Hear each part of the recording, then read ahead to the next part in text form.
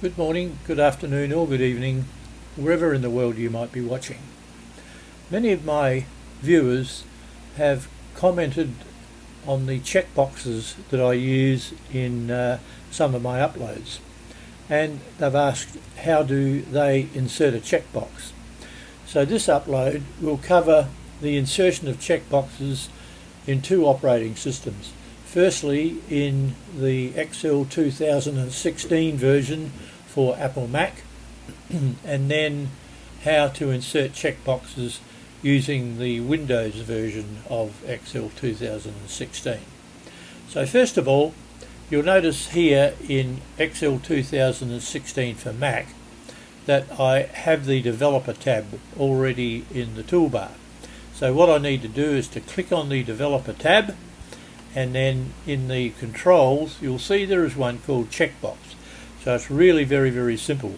What I do now is to click on the checkbox control, and then you'll notice that when I move down into the cell where I want to insert the checkbox, that the cursor has changed to a crosshair. So what I now do with my left mouse button held down, I simply drag and draw through the cell, and that inserts a checkbox. Now the checkbox, when I point at it, you'll see the four-headed arrow, which means that I can move it to exactly where I want it. And I also see that there is some text next to the checkbox. I want to remove that text because I've already got how to boil an egg, the first step, in the cell to the right. So I'm going to right-click on the text, and then I'm going to say Edit Text. Now what I do, I find the best way is to use my right arrow and just go to the end, and then use the delete key to get rid of the text. Now when I click away, I see that there is the checkbox. Remember, I said that if you wish, you can move it to wherever you want. Now don't click in it at this stage if you want to move it, because you'll purely put a tick in there. So what we need to do, I'm going to take the tick out, is to right click on the box and then move it a little bit to the right, so it's more or less in the center of the cell. So far so good. Now what I'm going to do is to copy that particular checkbox by right clicking and copy. Now you'll notice that when I click into the next cell down that I want to put the checkbox, and click paste, that the checkbox doesn't go exactly where I want it. So what I've got to do is to drag it up to where I want it and put it in. Click away, and you'll notice that this time there is no text because I deleted it before I copied the one above. Now what I'll do, it's still on the clipboard, I'll insert another one here, paste, and I'll drag it up to where I want it with the four-headed arrow, put it there, and another one, paste, drag it up to where I want it, and lastly paste, drag it up to where I want it. Click away, and that is how I insert text boxes in the cells where I want them.